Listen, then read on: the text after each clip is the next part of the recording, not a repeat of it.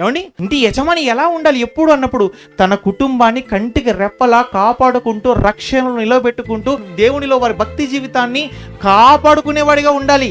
ఇప్పటి వరకు మనం ఎంతమంది జీవితాలను చూసామన్నప్పుడు, మొట్టమొదటిగా నోహును చూసాము, కొత్త నిబంధనలో మనకు తరచు కొర్నేలిని చూసాము, ఆ తర్వాత జైలు అధికారిని చూసాము.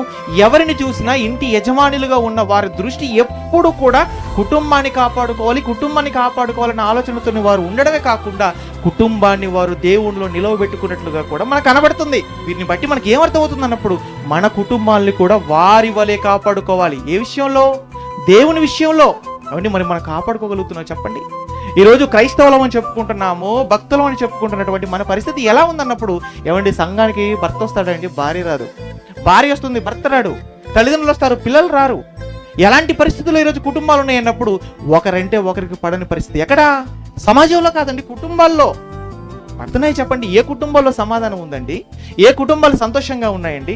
సమాజంలో ఉన్న కుటుంబాలు అలా ఉన్నాయంటే వదిలేద్దాం, కానీ దేవునిలో ఉన్నామని చెప్పుకుంటున్న కుటుంబాలు కూడా ఎన్ని కుటుంబాలు శాంతి సమాధానాలతో బ్రతుకుతున్నారు ఒక్కసారి ఆలోచించండి.